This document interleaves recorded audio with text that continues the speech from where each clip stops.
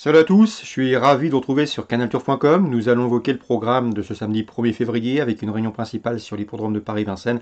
Nous aurons également une réunion 3 à Cagnes-sur-Mer avec des informations à vous transmettre notamment dans les 5e et 6e courses, sans oublier un coup de cœur en réunion 4 à Rouen-Montcanchy puisque j'ai pu m'entretenir avec un professionnel assez confiant. On commence par le Quintet Plus en ce samedi 1er février, le prix de la Gironde. J'ai placé en tête le numéro 1, Dreux de Guèze, un cheval qui, à mon avis, a la pointure d'une course comme celle-ci, à condition bien sûr qu'il se montre sage, puisqu'il a été disqualifié à 3 reprises lors de ses 4 dernières sorties. Cela dit, il a gagné plaisamment sur ce parcours fin décembre. On lui posera le numéro 10, Dexter Château, qui reste sur 2 probants succès à Vincennes. Le cheval est efficace lorsqu'il est déféré, il le sera ici. En 11 sorties déférées, il a signé 9 podiums, dont 7 succès. Bref, ici, des statistiques qui plaident en sa faveur. Attention également au numéro 5, Dino Dureller, bon finisseur, confirme à ce niveau, une victoire, une place pour lui en 6 quintés courus. Au numéro 8, Carré Noir, autre bon finisseur, qui vient de trouver sa forme en se classant deuxième le 23 janvier à Vincennes sur plus court, mais il devançait ce jour-là Dino Dureller entre autres, précédemment cité.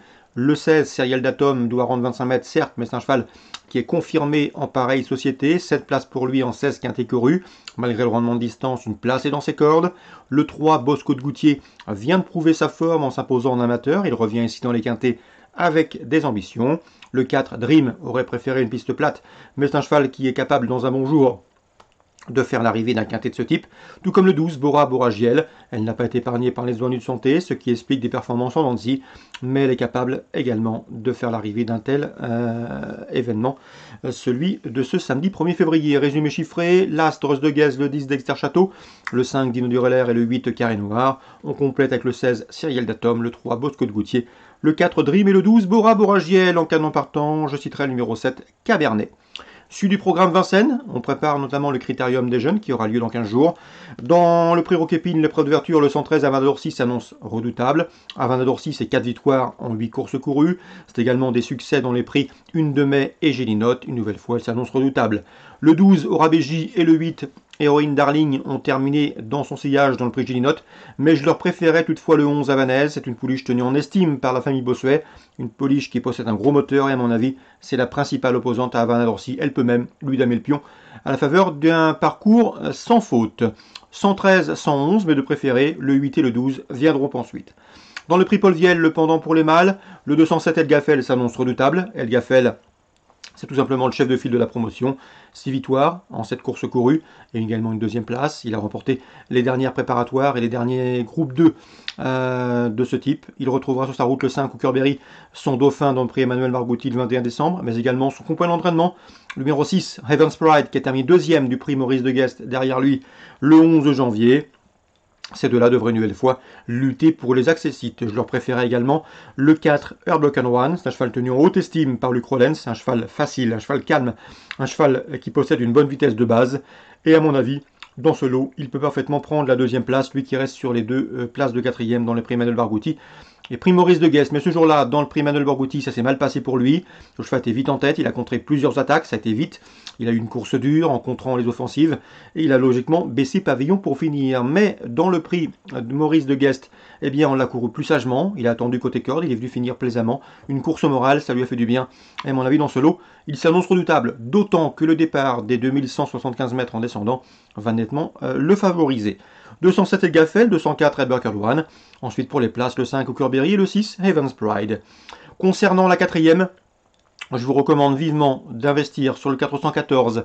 C'est Estrella Jill, une pouliche qui a été longtemps arrêtée d'avril à novembre 2019, mais elle a du potentiel. Quatrième pour s'en rentrer fin novembre. Elle a ensuite pris une bonne deuxième place fin décembre le 26, où elle se classait deuxième, notamment devant Escapette, le 5, qu'elle retrouve ici.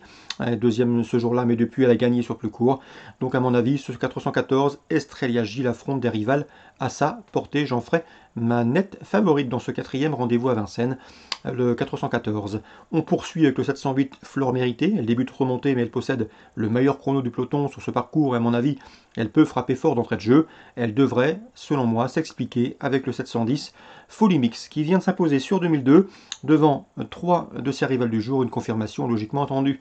708, 710. Et enfin à Vincennes dans la 8e, attention 809 Gualando Fort, c'était l'un des espoirs de Christian Bijon pour le meeting. Le cheval avait bien débuté en s'imposant, ensuite il a fait des fautes, il s'est montré notamment rapidement fautif le 13 janvier, il faut le racheter. C'est un cheval estimé par Christian Bijon, il peut en appeler de sa récente disqualification. On résume tout ça pour Vincennes en ce samedi 1er février.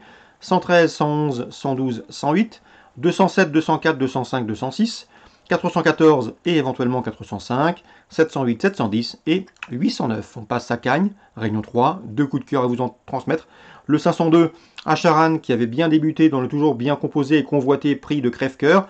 Ensuite, ça s'est mal passé pour lui à Longchamp, il faut le reprendre, il effectue une rentrée ambitieuse. 502 à Charanne. Dans la 6e, le prix William Alexandre Wina.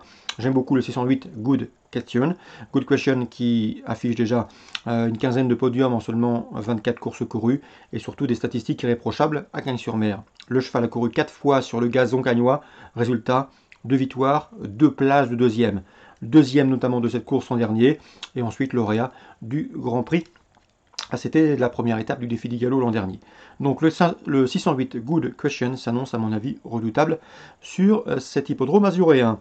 Concernant Rouen-Montcanchy, un coup de cœur, il nous vient de Vincent Collard, puisque ce dernier est confiant avec le 110 Feu des Prés. Le cheval reste sur 2 plaisantes fins de course, notamment à Amiens et à Montcanchy, où à Montcanchy la dernière fois il y a eu pas mal de faux départs, ce qui a contrarié sa prestation, mais cela dit, ici, en premier poteau, déféré les 4 pieds, le cheval devrait, à mon avis, terminer sur le podium, c'est 110 Feu des Prés.